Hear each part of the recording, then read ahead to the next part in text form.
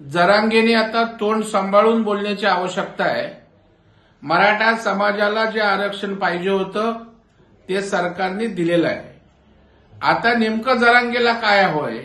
जरांगेंना या ठिकाणी देवेंद्र फडणवीसांना टार्गेट करून राजकारण करण्याचा कोणताही नैतिक अधिकार नाहीये आणि यामागचा बोलवता धनी कोण आहे हे खऱ्या अर्थाने सरकारने त्या ठिकाणी शोधण्याची आवश्यकता आहे। आणि उठसूट मराठा समाजाला काय वाटतं?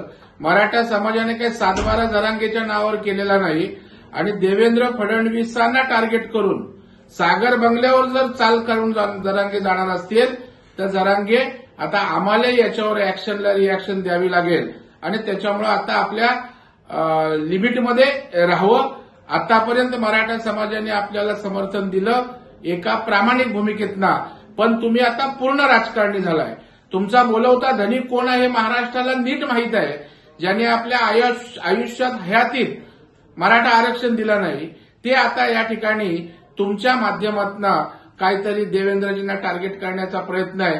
सरकार म्हणून बोला ना, परंतु सागर बंगला, देवेंद्र फडणवीस अशा प्रकारच्या कृती या ठिकाणी सहन केल्या जाणार नाहीत।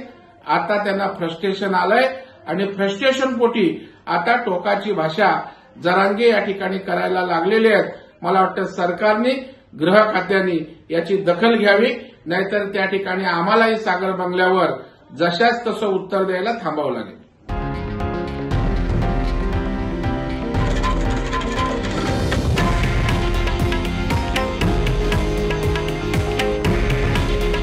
हे आहे देशातील नंबर 1 न्यूज नेटवर्क आणि आपण पाहत आहात TV9 मराठी। काळजी तुमची, हित महाराष्ट्राचं।